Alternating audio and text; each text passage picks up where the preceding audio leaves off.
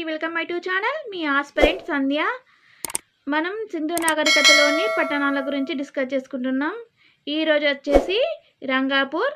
దీనిని 1953లో తవ్వకాలు జరిపినారు. దీన్ని వచ్చేసి ఎంఎస్ వాట్స కనుగొన్నాడు. నెక్స్ట్ వచ్చేసి ప్రస్తుతం ఇది ఇండియాలోని గుజరాత్లో ఉంది. ఇక్కడ వరి పొట్టు లభించింది.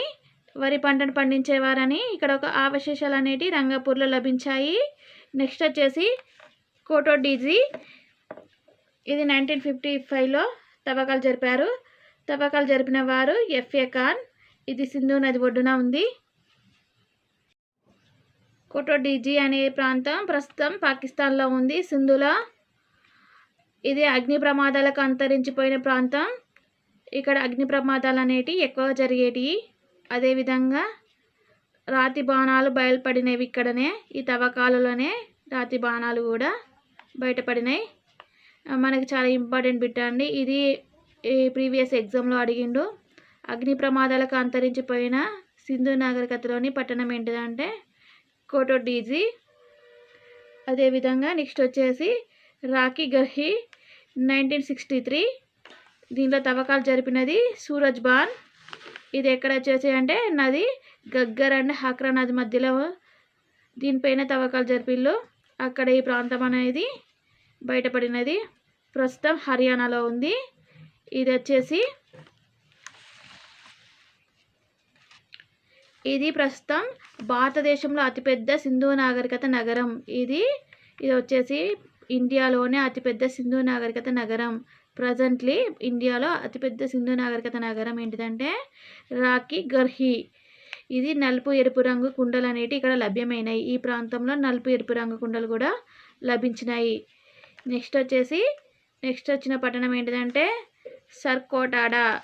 ఇది 1964లో తవ్వకాలు జరిపినారు. ఇక్కడ గుర్రం యొక్క అవశేషాలు అనేటివి లభించినాయి. కాకపోతే ఇక్కడ పరిశోధకులు ఏమని చెప్పిల్లంటే అది గాడిద లేకపోతే కంచెర గాడిద యొక్క అవశేషాలు కావచ్చని పరిశోధనల ద్వారా పరిశోధకులు చెప్పారు.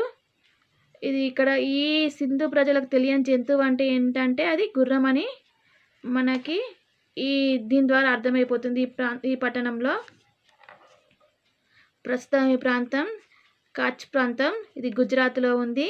తవ్వకాలు జరిపినది జేపీ జోషి. ఇక్కడ కుండలలో శవాన్ని పూడ్చిపెట్టేవారు అనే ఆధారం కూడా ఈ ప్రాంతంలోనే లభించింది. ఇక్కడ కుండల్లో కూడా శవాన్ని పూడ్చిపెట్టేవారు అనే ఆధారం ఈ ప్రాంతంలో లభించింది. ఎక్కడంటే సర్కోటాడా ఈ ప్రాంతంలో కుండలలో శవాన్ని పూడ్చిపెట్టేవారట. అదేవిధంగా వీళ్ళకి తెలియని జంతువు, సింధు ప్రజలకు తెలియని జంతువు ఏంటంటే గుర్రం.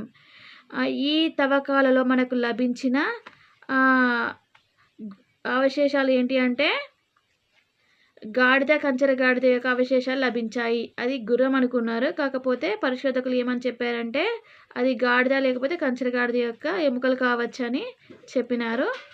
నెక్స్ట్ వచ్చేసి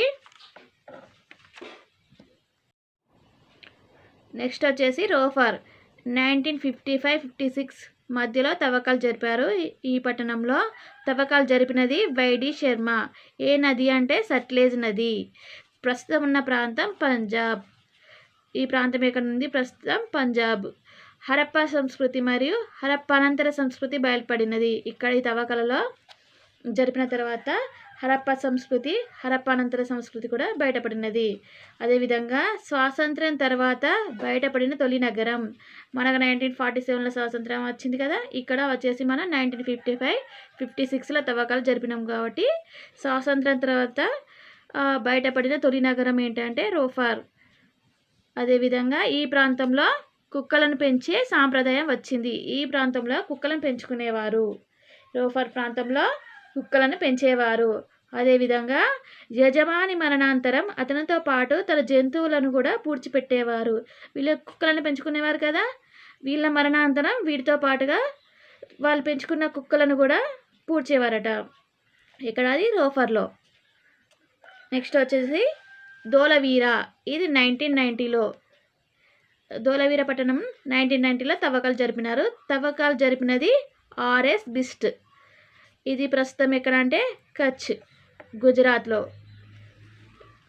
ఈ పట్టణాన్ని 3 విభాగాలుగా విభజించిల్లు. ధోలవీర పట్టణాన్ని ఇక్కడ వాళ్ళు 3 విభాగాలుగా విభజించారు. ఏంటంటే అది ఎగువ, మధ్య, దిగువ.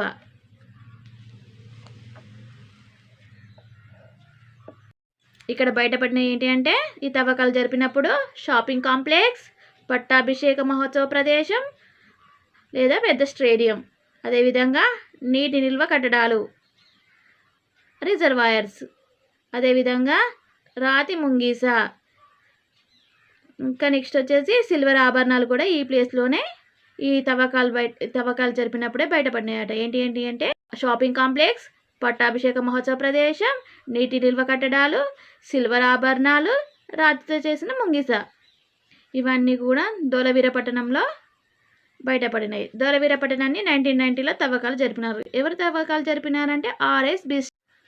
ఈ ప్రస్తుతం ఎక్కడ ఉంది ఈ ప్రాంతం అంటే గుజరాత్ కచ్ ప్రాంతంలో ఉంది. ఈ పట్టణాన్ని 3 విభాగాలుగా విభజించారు, ఎగువ, మధ్య, దిగువ. ఓకేనా ఫ్రెండ్స్, నా ఛానల్ని లైక్ చేయండి, షేర్ చేయండి, సబ్స్క్రైబ్ చేయండి. Thank you friends.